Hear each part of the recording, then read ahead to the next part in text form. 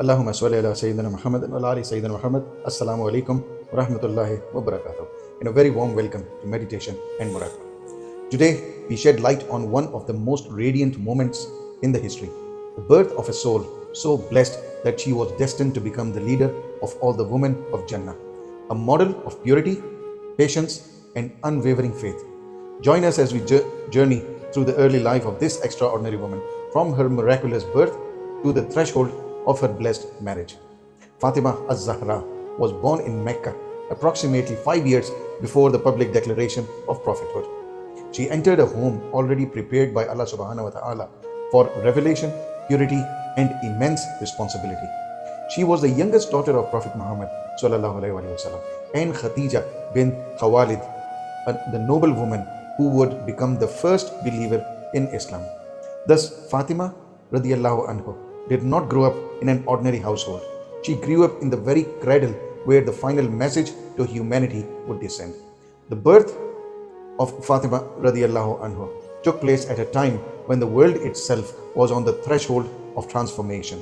Revelation had not yet begun publicly, but the house into which she was born had already been chosen by Allah to carry the final message to humanity.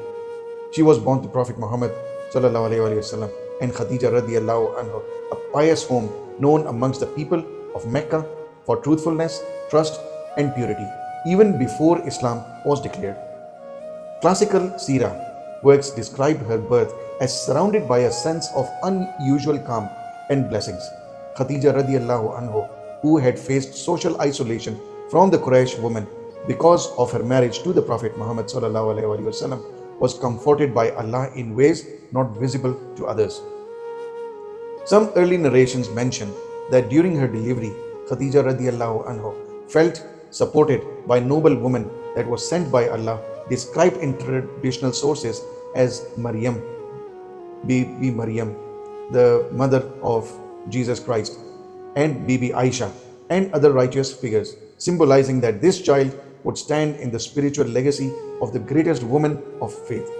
Scholars further explain these reports as indications of honor and maqam, showing that her birth was not merely biological, but a part of a divine continuum of purity. The name Fatimah comes from the root Fatāmah, meaning to separate or to wean. Scholars have reflected on this as symbolic that Allah subhanahu wa ta'ala would separate her and those who love her from the fire through faith and through righteousness. Later she became known as Al-Zahra, the radiant one, because of the spiritual light seen in her worship, character, and presence as well. This title was not given at birth, but emerged as people witnessed the nur, the light of sincerity in her life. So when she was still a young child, the first revelation came in the cave of Hira.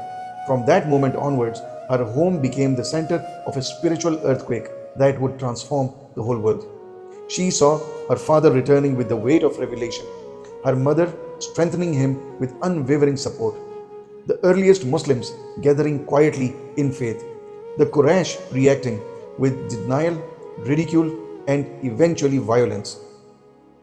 Unlike other children who grew up playing in the streets, Fatimah al-Zahra grew up witnessing the birth of a new civilization. This early exposure shaped her soul with seriousness, compassion, and deep awareness of Allah subhanahu wa ta'ala. As Islam began to spread, hostility intensified. The believers in Mecca were mocked, boycotted, beaten, and socially isolated. Fatimah al-Zahra, still very young, watched her father endure humiliation. On several occasions, she personally removed dirt and filth that had been thrown upon him while he prayed at the Kaaba. She would weep not out of fear, but out of love and loyalty. Because of this tenderness and devotion, the Prophet ﷺ later called her Umme Abiha, the one who cared for her father like a mother. This title reflects emotional maturity far beyond her years.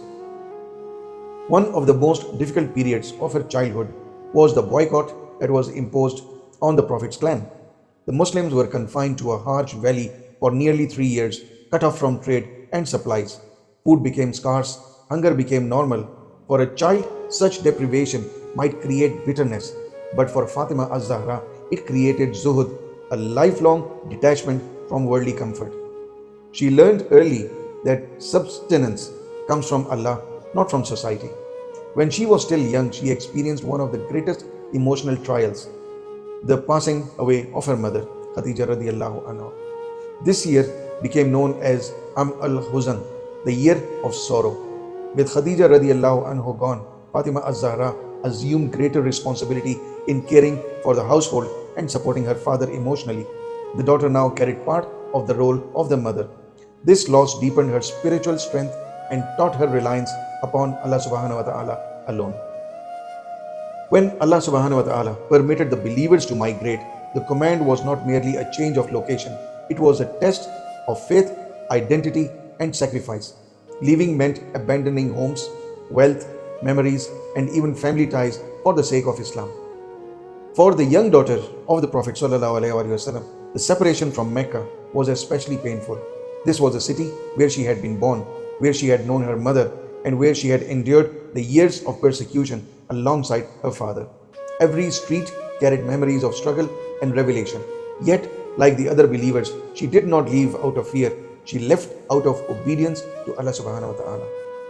After the Prophet ﷺ had journeyed and migrated, arrangements were then made for his family to follow. He sent trusted companions back to escort them safely through the desert routes to Medina, then known as Yathrib. Among those entrusted with his responsibility was Zayd bin Haritha, one of the most loyal companions who had long been close to the Prophet ﷺ as well as his household. He was tasked with accompanying members of the Prophet's family, including Fatimah radiallahu anha, ensuring their protection on the journey north. The journey itself was not easy. It involved traveling across desert under intense heat, moving cautiously to avoid hostile Quraysh patrols, riding for long stretches on camelback with limited provisions, and nights that were spent under the vast sky, resting briefly before continuing. This was not a royal caravan. It was a migration of faith, quiet, careful, and dependent entirely on Allah's protection. For Fatimah radiallahu anha, this journey marked her first major transition from the land of persecution to the land where Islam would flourish. Every mile carried her further away from hardship imposed by people and closer to responsibility in the emerging Muslim community. When she entered Medina al-Munawwarah, she did not find palaces or comfort waiting her. Instead, she found a city that was alive with purpose. She witnessed the early foundations of what would become the first Islamic society. The Prophet ﷺ establishing bonds of brotherhood between Muhajirun, the migrants, as well as the Ansar, the helpers. Construction of the Masjid of the Prophet ﷺ, built with hands, mud, bricks, and with sincerity. A community organizing itself around prayer, justice, charity, and mutual care. A shift from surviving oppression to build a civilization that was rooted in revelation. For someone who had grown up seeing Islam as a persecuted faith, this transformation was profound. She now saw Islam not only as patience under suffering, but also as mercy that was expressed through social life, through law, and through worship. The migration was not just a physical reallocation, it refined her inner qualities. Having known loss, she now learned responsibility. Having endured weakness, she now witnessed strength that was built through unity. Having lived through isolation, she now saw beauty of brotherhood. These experiences balanced her personality, deep tenderness shaped by Mecca's trials, and quiet resilience strengthened in Medina's growth. Migration taught her that faith is not static. It demands movement, sacrifice, and trust in Allah's unfolding plan. Now, after arriving in Medina al-Munawwarah, the life of Fatimah al-Zahra entered a new and deeply formative stage. Mecca had been the place of trials, but Medina became the place of tarbiyah, careful nurturing under the direct guidance of Prophet Muhammad ﷺ. She now lived in close proximity to her father, seeing not only how he endured hardship, but how he governed, taught, forgave, and built a community. Every day in Medina was like a lesson not spoken in classrooms, but lived through actions.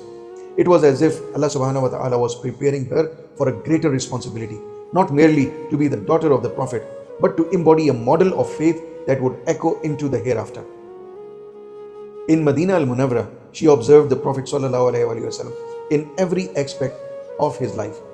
How he dealt with the poor before the powerful, how he shared food even when little was available, how he forgave those who wronged him, and how he balanced worship with service to people. This daily companionship became her training. She absorbed his character so completely that the companions later also mentioned that she resembled him more than anyone in speech, in demeanor, and in modesty. Her life was being shaped to reflect the prophetic character within the intimate space of the household, where sincerity is tested most. Despite living simple life, Fatimah radiallahu anhu became known for generosity herself. Whatever entered her home did not remain there for long. The poor of Medina would come to her knowing they would not be turned away. She would share food even when it was barely enough for her own family, clothing even when she possessed little herself, comfort through kind words and through dignity. Her charity was not limited to Muslims alone.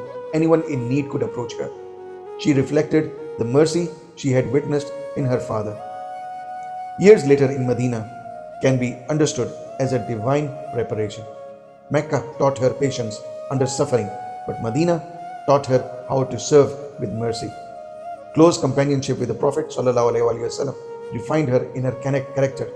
Responsibility within the community prepared her for her future role as the mother of a blessed lineage. Through these experiences, she learned that true greatness lies in hidden deeds, not visible status. Her life became a quiet school of sincerity, where every act, whether cooking, giving, or worshipping, was directed towards Allah subhanahu wa ta'ala alone. By the time she reached the age of marriage, she had developed a remarkable balance: deep compassion for creation, strength formed through hardship, humility despite noble lineage, and complete reliance upon Allah subhanahu wa ta'ala. These were not accidental traits. They were cultivated through years of living under the light of prophethood in Madinah al-Munawwarah. Thus, the early life of Fatimah radiallahu anha was not merely a passage of years. It was a careful preparation by Allah subhanahu wa ta'ala. From the valleys of hardship in Mecca to the nurturing light of Madinah, every moment shaped her heart, refined her character, and detached her from the illusions of this world. She learned patience before comfort, service before recognition, and remembrance before rest. Her hands were trained to give, her tongue to make zikr, and her soul to rely only upon Allah subhanahu wa ta'ala. She lived close to the Prophet ﷺ, not simply as a daughter beside her father, but as a student beside the greatest teacher of humanity, absorbing mercy, humility, and sincerity until they became her own nature. These were the years of cultivation, the years in which Allah subhanahu wa ta'ala prepared her for a role far greater than what the eyes could see, a role whose fruit would blossom not only in this world, but internally in the hereafter. And yet, this is only the beginning of her story. In the next episode, we will journey into her marriage, how that blessed union was formed, how she lived a life of simplicity and immense struggle at the same time, and how her patience, sacrifice, and unwavering faith continued until the time that she returned to her Lord. May Allah subhanahu wa ta'ala allow us not only to learn about these luminous lives, but to carry something of their sincerity into our own. Wa akhiru da'wana walhamdulillahi rabbil alamin.